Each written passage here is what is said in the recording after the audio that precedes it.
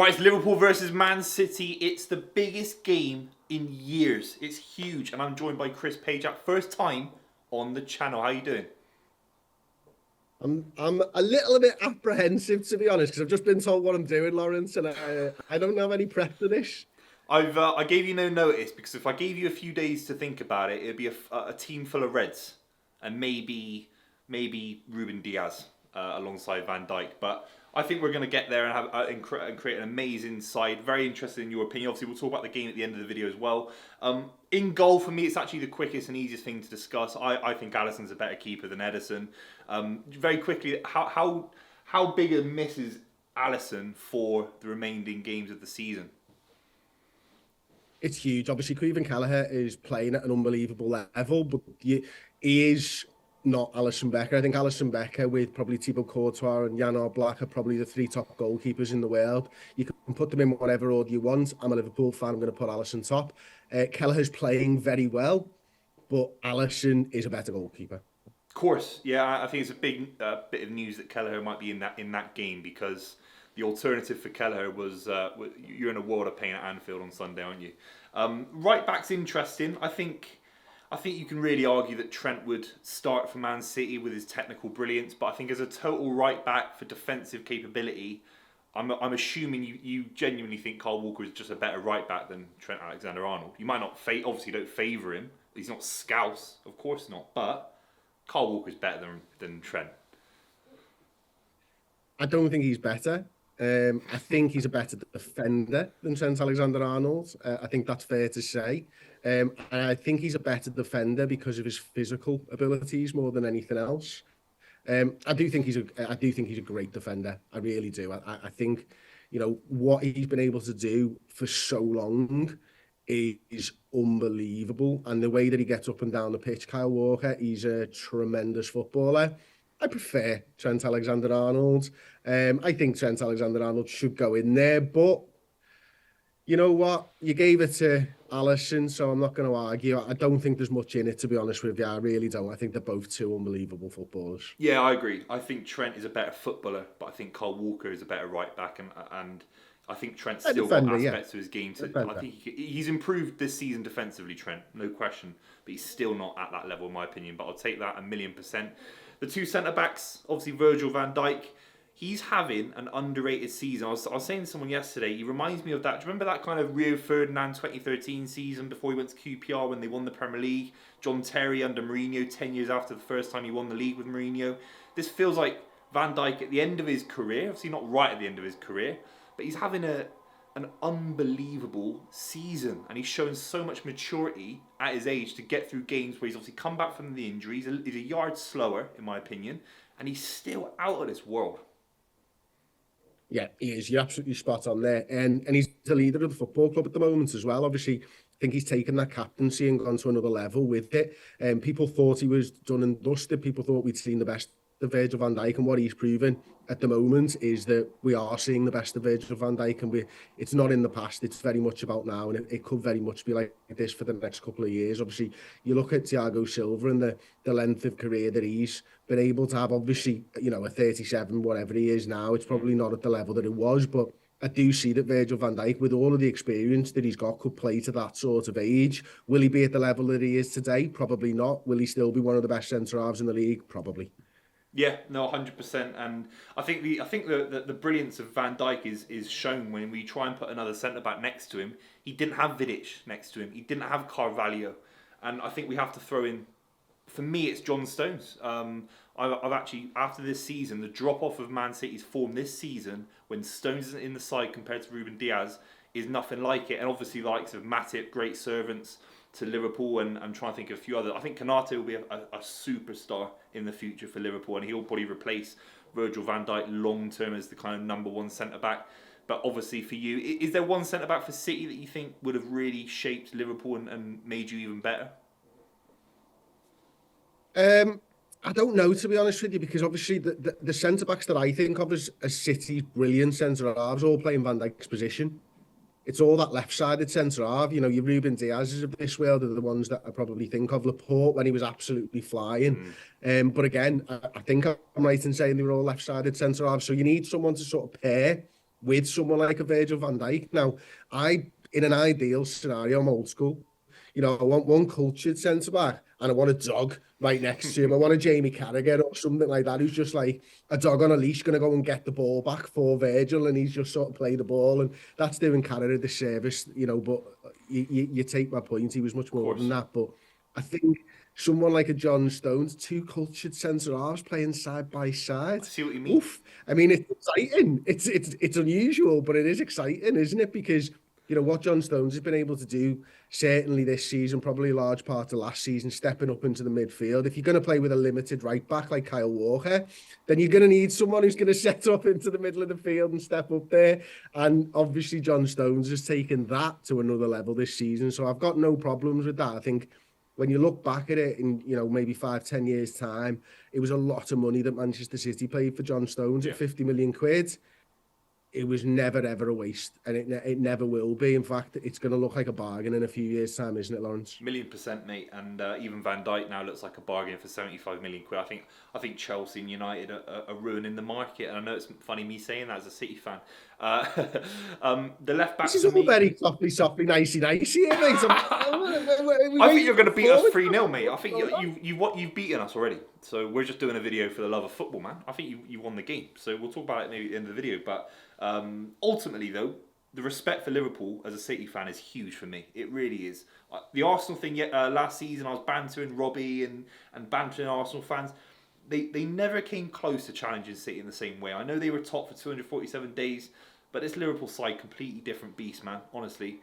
And one of those players that kind of contributes towards that, Andy Robertson, world-class left-back on his day. Obviously, you've missed him this season at points, but he's back now, I think, into full fitness.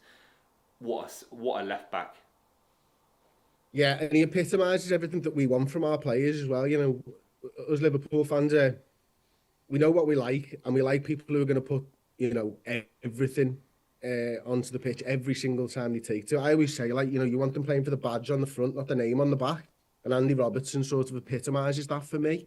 He's not a Scouser, but I think Liverpool have always had a Scotsman in our side whenever we've won a league title, you know. Yeah. So Andy Robertson's obviously a massive part of that. And I think what him and Trent were able to do on the wings, the way that they were able to get assists, but also, you know, Andy Robertson's just a brilliant defender as well, first and foremost. I think he's one of the best defenders at defending that near post on corners. It's massively underrated. Yeah. But, like, you know, when you talk about, you know, I think as a football fan, everybody thinks their team always hits the first man. Well, our first man is Andy Robertson, and he does a great job at protecting everybody else. It's underrated. I think the hardest skill personally for a fullback is when the cross is coming from, say, the left wing of the opposition across the box. Andy Robertson, I think that's the hardest skill for a fullback, and he's absolutely superb. But then you see the work rate and that sort of never say die attitude, that willingness to go for 90-95 minutes every single game. He's sensational. And you know, at the time, I remember speaking to a coach at Liverpool Football Club when he first came in, Lawrence, and he was a bit like, "What? Good going forwards, but I don't know about defensively," type of thing. And he's turned that around big time because he's got absolutely everything in his game. Yeah, 100%. I think he's world class. Out of interest, who would you have put forwards for left back for City? I think Nathan Ake would get a shout. I think if you said to Guardiola in Istanbul, right, we're in Istanbul right now and we're recreating the Champions League final against Inter Milan, obviously the second biggest game in the club's history, arguably. Would you put in Andy Robertson or Nathan Ake? There's an argument that you put in Nathan Ake for his physicality, for the system that was used. I think Ake gets in as a system player. But obviously, as you know, look, we're old school. We don't want the centre-backs playing left-back. And Robertson's out as well. The midfield's always interesting. Because I think the reason you didn't win as many Premier League titles as some people think you should have done in the Klopp era, maybe you'll win 2 if you win it this season, of course, is that midfield. You obviously tried to address that with Thiago coming in, tried to be more of a kind of cultured, possession-based side. It did work at points. He was obviously amazing when he did play, but lots of injuries. But I think there's a world where no Liverpool midfielders get into a combined 11 with Man City midfielders. Am I wrong? No, probably not. And the reason for that, probably more than anything, is the type of unit that we had when we were at our absolute peak.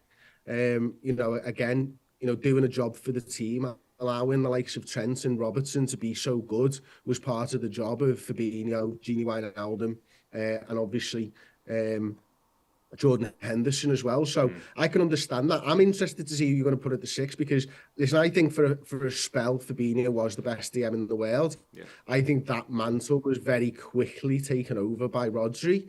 But I think when you're talking about a Pep and Guardiola all-time 11, I actually can't see past Fernandinho personally because of what he allowed those teams in the past to do. Obviously, the treble winners are something special, of course, but like that Centurion side with Fernandinho at the base of the midfield 3 is probably like, if you're looking for a dog to go and get you the football back, then Fernandinho was that man. And he's the one player that I think he'd start for Liverpool. You know, I think he'd get into that system as well. He's that dynamic. I think there's an argument, would Bernardo Silva start for Liverpool in the same way because they're different kind of players? But Fernandinho could play for anyone. He could play for the Ferguson Man United side, Mourinho, Chelsea. Yeah, I love that shout. I think if you have to have one DM, it has to be Rodri. We're seeing it this season. The drop-off from Rodri not playing is out of this world. When he starts football matches, we don't lose games. It's now 53, 54 unbeaten when he starts football matches for Man City. It's absolutely outrageous.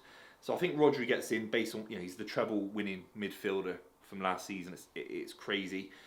De Bruyne for me with David Silva, based on what you just said, because they were 2/3 of an unbelievable midfield. But then they were starting. This is the thing about the Liverpool City rivalry.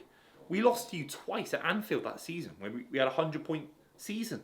We lost to you in the Champions League, of course, and it was in December, wasn't it? I think of that season as well. So, I think De Bruyne has to get in with David Silva personally.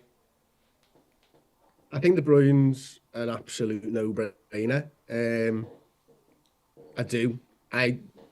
As a footballer, David Silva was so silky, so good. What's mad probably is I hate Bernardo Silva more. Like, I despise him because he's more City to me. Yeah. David Silva was just this like sexy footballer. He's got all the skills. He's got every pass in the game. I actually think Silva's done better than Bernardo's done better than David. Now, obviously, it wasn't all just centre midfield, so I understand that. If I had to pick a player to play for Liverpool, it would be David Silva because I think, we were linked with him back in the day. Obviously, didn't get him. It was always one of those where you look back and oh, God, we'd have signed him, man. I mean, something else, yeah. And I can't really argue with the other shouts, to be honest with you, Lawrence. I think, when you are looking at names and it's almost like a poll of the players that are going to get these positions, you can't really put Gini Wijnaldum in ahead against David Silva. I don't think you can put Jordan Henderson in against Kevin De Bruyne. I just don't think it's close, to be honest with you. But what you can say is Fabinho, Henderson, Wijnaldum would quite often get the better of the 3 midfielders that we've just put in a game of footy. You said that yourself in those, that Centurion side. Yeah. As a group, I think our 3 was strong. But as individuals going into an all-time 11, I think you've got it right. That's a very, very good point. They worked so hard, that Liverpool midfield, no question. On the right, Mohamed Salah. I think that's pretty straightforward, isn't it? What about your left wing shout? Game player as well. What's that? Mo Salah, I was looking at his stats because I'm sad and I'm a Liverpool fan, and obviously with the game coming up at the weekend and stuff, he's played you 19 times, scored 11 goals and 6 assists in those 19 games, and this is the Man City side that for the last 5, 6, 7 years have pretty much been the dominating force in world football, and yet he's still managed to put up those numbers against that Manchester City side. Talks about a big game player. The most goals he scored against for Liverpool, Manchester United, he scored 12 times against Manchester United, our biggest rivals. He scored 11 against City, 11 against West Ham. The next team that he scored the most against, Arsenal Football Club. I mean, 3 of those 4 are the 3 biggest rivals, and yet Mo Salah, week in, week out, season in, season out, gets the goals, gets the assists in the big games. I hope he can do it on Sunday, but for a big game player, man, Mo Salah's up there with anyone in world football at any point in time. Outrageous. I was in a Liverpool pub when we played you in the Champions League, and he scored. And then he scored at the Etihad, didn't he, as well? It was ridiculous. I think that's his best season, and now he's still a 10 out of 10 season. I think he's having a 10 out of 10 season right now. I think that when that first time he hit 30 plus goals in the league, I've almost never seen anything like it, and he gets disrespected far too much, in my opinion. Salah gets in. I'm hoping that he doesn't fancy it on Sunday. That's all I can say. On the left, it's pretty standard for me. I think, obviously, we've not spoken loads during that time when Mane was at Liverpool, but there are Liverpool fans I know that said Mane was better than Salah for a couple of years in that period of time. Is that kind of true? I think he might. No, I don't think so, to be honest. The year before Salah came, he was our player of the year, Sadio Mane, undoubtedly. And, I freely admit this, I thought Salah was coming in as Mane's understudy, because Mane played on the right for us that entire season. And I remember watching him in a pre-season friendly. He might have been against Bury or something like that. And Salah comes on as just this rapid lad. He missed loads and loads of chances in that half, but I still scored a couple, I think. He still scored one, certainly. And I'm like, okay, this is interesting. As the season goes on, I think he gets 43 goals in all comps that year. I think goals and assists-wise, it might have been something like 59 goals and assists across the board in that sort of first season for us. And you're like, what are we witnessing here? Like, it's like Luis Suarez all over again for us. Yeah. Yeah, I don't know. Mane's dragged us across in big games. Yeah. And Mane had this ability to just put the team on his back at times, and I have that, like, we're not getting beat today, and he'd be one of those players. So he was just as integral. I mean, listen, we had the best front three in the world for a few years there. I think it went Messi, Neymar, Suarez, and then that MSN sort of passed on to Mane, Salah, and Firmino. You can't have one without the other, do you know what I mean? Of course, 100%.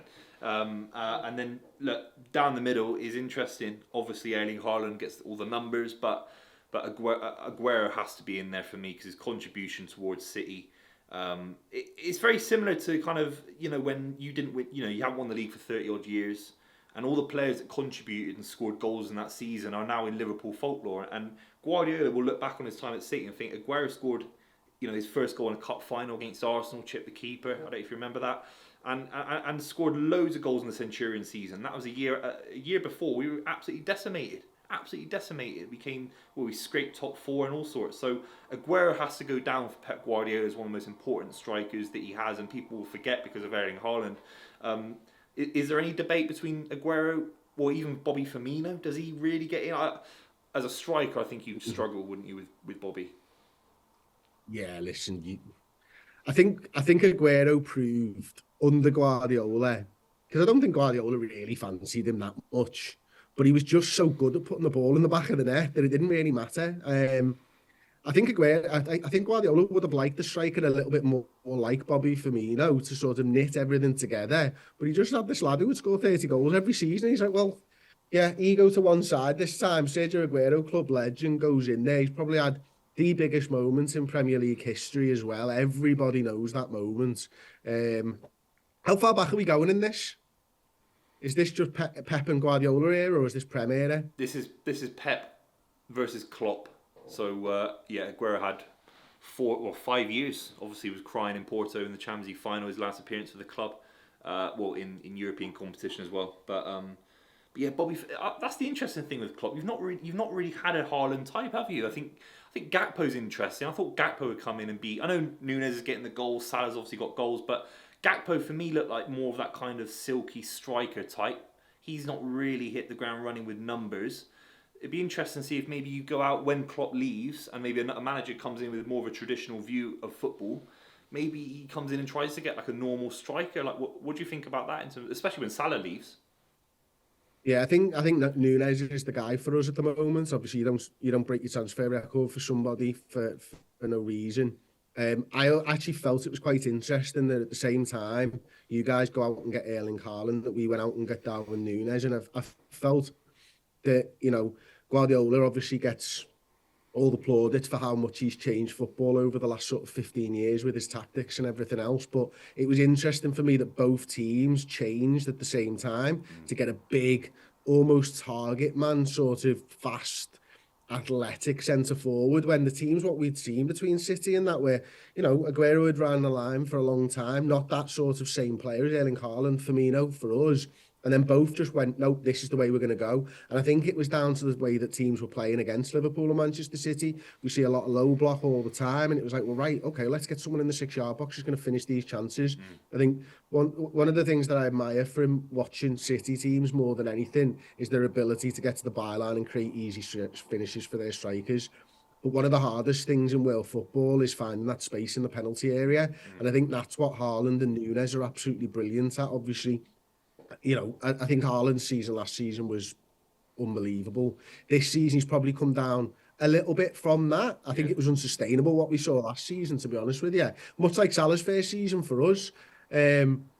But what he's still going to do is he's still going to get 30-odd goals a season, and he's still going to find that space in the penalty area, and he might miss some chances, and Núñez misses chances, Haaland misses chances, but they're going to be a constant thorn in the side. So when you come up against low blocks, having these big physical strikers who somehow find space in the tightest area on the field is really interesting to me. So I think Núñez will be the guy for us, just like Haaland will be the guy for you. I find it fascinating that, you know, a club of Manchester United size have to go out and basically get the third best, because that shows where they are in their lifetime. It's embarrassing, isn't it? It's absolutely embarrassing. And this is why it's a friendly video, because really your biggest rivals are United and ours are too, and you actually had a real rivalry in the 80s and the 70s, of course, for obvious reasons. But very interesting, mate. So yeah, let's put in Aguero.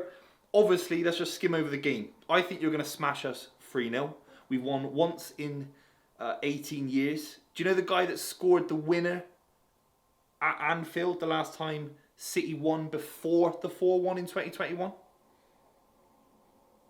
It's trivia. What year was it? 2003. 4. No, I was going to say fucking Huckabee or something like that, but that's well too late for that. It was Nicolas Anelka. It was probably mid-90s. Nicolas Anelka. Was it? Yeah. Yeah, Anelka. That's how bad the record is. So it's one win in 18 years. It's 1 in 8 for Guardiola. Obviously, a few wins at the Etihad and obviously at Wembley, at the League Cup final and all that. But, mate, it's so bad. Obviously, you're confident. I am and I'm not. I think, you know, to be honest with you, I think Liverpool are hanging on, which sounds mental because we're at the top of the league table, but because...